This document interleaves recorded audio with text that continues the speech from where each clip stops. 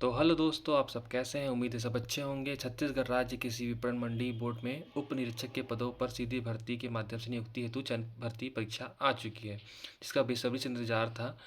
जो कि पोस्ट है आपका मंडी उप निरीक्षक वाला पोस्ट, वो आ चुका है। आप देख सकते हैं डिटेल। इसमें उप निरीक्षक में 180 पोस्ट है, जिसमें आरक्षित में आप देख सकते हैं 75 पोस्ट है, अनुसूचित जनजाति में 22 पोस्ट है, अनुसूचित जनजाति में 58 पोस्ट है और रपी में 25 पोस्ट है। इसी प्रकार महिला वर्ग में देख सकते हैं आप, आरक्षित में 22 पोस्ट है और आपका अनुसूचित जाति में 6 पोस्ट, अनुसूचित जाति में 17 पोस्ट है और अपी में 7 पोस्ट है। ये तो हो गई महिलाओं के लिए। उसके बाद आप एक्स सर्विस में देख सकते हैं, आरक्षित में 7 पोस्ट है, अनुसूचित जाति में 2 पोस्ट है, अनुसूचित जाति में आपका 5 पोस्ट और अपी में 2 पोस्ट। टोटल पोस्ट की संख्या 180, लेवल रहेगा 6 का 25,300 से 80,500। बैकलॉग में देख सकते हैं आप, अनुसूचित जनजाति में 20 पोस्ट है और उसके अलावा आपका महिलाओं में 6 पोस्ट है अनुसूचित जाति का। उसके बाद भूतपूर्व सैनिक में आपका 2 पोस्ट। टोटल पोस्ट की संख्या 20 दिखाई गई है। अब लास्ट में टोटल में 200 पोस्ट है, जिसमें अपना कैटेगरी वाइज संख्या दी गई है। आगे बढ़ते शैक्षणिक योग्यता स्नातक, यानी किसी भी विषय में आपने स्नातक किया, चाहे बीकॉम, बीएससी या बीटेक वगैरह जिसमें स्नातक किया है, आप इस फॉर्म को भर सकते हैं।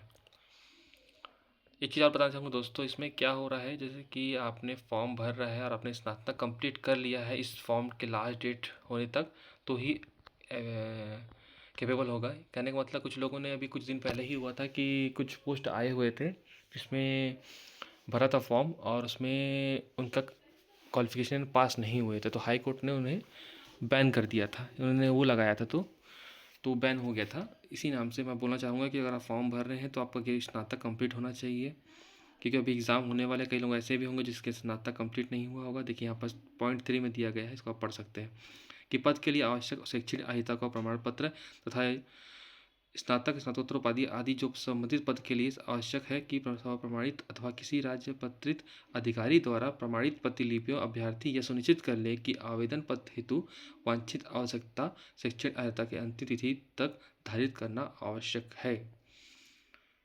ठीक है, ये चीज़ मैं आपको बता रहा था।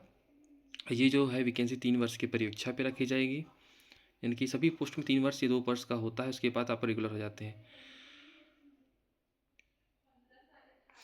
हर 6 महीने में ये बढ़ सकता है, देख सकते हैं ये दिया गया है। बाकी डिटेल आपके सामने है, आप इसको स्क्रॉल कर रहा हूँ मैं, आप इसको ईजिली पढ़ सकते हैं। अगर आपको अधिक जानकारी चाहिए होगा डिटेल में तो मैं स्क्रॉल कर दिया हूँ। छूट की स्थिति में देखिए, स्थानीय निवासी 35 वर्ष है और 1/1/2025 स्थिति में 31/2/2029 तक 5 वर्ष तक बढ़ाया गया है, यानी कि 1/1/2025 से लेकर 31/12/2029 तक, अर्थात 5 वर्ष तक बढ़ जाया गया है। यानी नया नियम है इनके, जब कांग्रेस की सरकार थी समय जी बढ़ाया गया था 29 तक, 5 वर्ष छूट दिया गया कोरोना काल के चक्कर में।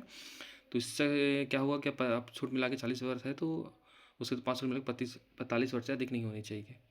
यानी कि स्थानीय लोकल की 40 वर्ष तक फॉर्म आप आराम से भर सकते हैं, चाहे जनरल कैटेगरी के हैं। अगर आप अदर कैटेगरी ST/SC से OBC से हैं तो उसमें आपको छूट मिलता है। ठीक है, तो सही सब दिया है छूट के बारे में, आप इसको आराम से पढ़ लीजिएगा। आगे चलते हैं। जाति प्रमाण पत्र भी आपका रहना चाहिए। और एक बात दोस्तों, जैसे कि PST जो हुआ है SI का, उसमें क्या हुआ, आय प्रमाण पत्र का देख सकते हैं आप, जिन्होंने 2022 से लेके 24-25 तक जिसका है, यानी कि 22, 23, 24 तक जिसका है उसको वैलिड किया गया है। यानी कि आपने इस फॉर्म को भरा नहीं है या भरने वाले हैं, अगर इसका डेट है तो आय प्रमाण पत्र, अगर OBC से बिलोंग करते हैं तो आप OBC सर्टिफिकेट बनवा लीजिए इस डेट से पहले। मैंने लास्ट में बहुत दिक्कत होती है कि आपने OBC सर्टिफिकेट नहीं बना है, ऐसा होता है, तो मैं आपको एक प्लस पॉइंट दे रहा हूँ। अगर आपने नहीं बनाया है OBC से आय सर्टिफिकेट तो आप बिल्कुल बना लीजिए, ताकि फ्यूचर में कोई दिक्कत ना हो आपको। बाकी ये डिटेल दिखती जाइए, मैं स्क्रॉल करते जा रहा हूँ, आप इसको आराम से पढ़ सकते हैं। कोई दिक्कत हो तो आप कमेंट कर सकते हैं। ठीक है दोस्तों, इसमें टोटल 5 पेज है, तो मैं स्क्रॉल कर रहा हूँ, आप इसको आराम से पढ़ लीजिएगा। अगर कोई आपकी यानी कि जानकारी ऐसी होगी जो आपको जाना जरूरी होगा। कई लोगों का आर्ता अलग होता है, कुछ बच्चे होते हैं जो कहने का मतलब कि जो ग्रेजुएशन पास कर लिए हैं, कुछ एक्स सर्विसमैन होते हैं, कुछ महिलाएं होती हैं, तो उसमें छूट वगैरह सब बहुत सारी चीज़ें डिटेल छूट जाती है। तो इससे क्या होता है, आप एक निहित जानकारी आपके पास आ जाती है और आपको कोई इसी प्रकार का दिक्कत सावधान नहीं करना पड़ता। इस वीडियो में कुछ देर बाद मैं इसी में अटैच कर दूंगा एक वीडियो और, इसमें आपका क्या रहेगा, ये जो डिटेल और दिया गया सिलेबस वगैरह सब अटैच में करके आपको दिखा दूंगा, ताकि कोई दिक्कत हो या डिटेल जानकारी चाहिए होगा तो आप इस वीडियो को देख सकते हैं और प्ले पॉज करके आप इस वीडियो को अवलोकन कर सकते हैं। ठीक है दोस्तों, तो ये बात और बताना चाहूँगा मैं कि अभी बहुत सारी वैकेंसी आने वाली है, तो उसके लिए भी आप तैयार रहें, क्योंकि पोस्ट तो इतने सारे आएंगे कि आपको पढ़ने का टाइम ही नहीं मिलेगा। तो आप किसी एक पे फोकस करें ताकि फ्यूचर में किसी प्रकार की दिक्कत ये का सामना ना करना पड़े आपको। ठीक है दोस्तों। तो दोस्तों हम आ चुके हैं नेक्स्ट वीडियो पे। इसमें आप देख सकते हैं कि इसमें आपका 100 अंक के कुल प्रश्न होंगे, जिसमें कि आपका हिंदी व्याकरण सहित 7 नंबर, यानी कि हिंदी व्याकरण सहित रहेगा। इस पत्र के भाग में 7 अंक के कुल 7 प्रश्न होंगे। ठीक है। तो आप देख सकते हैं हिंदी में के सिलेबस स्वर, व्यंजन, वर्तनी, लिंग, वचन, काल, संज्ञा, सर्वनाम, विशेषण, क्रिया, क्रिया विशेषण, कारक, समास, रचना एवं प्रकार के सभी हिंदी संबंधी प्रश्न 7 नंबर के आएंगे। उसके अलावा आगे देखते हैं मुहावरा व मुहावरे, लोकोक्ति वगैरह है, और अंग्रेजी में भी आपके 8 नंबर के प्रश्न आएंगे।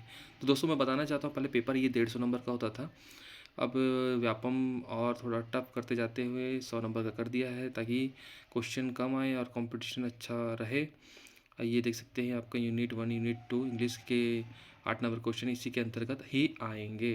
पेपर का पैटर्न पहले से चेंज हो रहा है, तो इस बात का आप अच्छा खासा ध्यान रखें, ताकि इसी से तैयारी करें, क्योंकि भाई कंपटीशन बढ़ते जा रहा है, 70-80 का वेटेज बढ़ते जा रहा है कट ऑफ। तो इस बात का बिल्कुल ध्यान रखें। गणित में आपका 20 नंबर का आएगा, जो कि पहले ज़्यादा नंबर का आता था। तो गणित में जिस जिस क्वेश्चन में आपकी अच्छी पकड़ है उसे अच्छे प्रैक्टिस करें, जिसमें नहीं है उसको थोड़ा कम करें, लेकिन कीजिए ताकि वो काम आएंगे। ठीक है दोस्तों, आगे बढ़ते हैं। इसमें आगे क्या क्या है ये देखिए, ये सब संख्या आपका मैथ्स के हैं, तो ये है आपका मैथ्स की डिटेल है।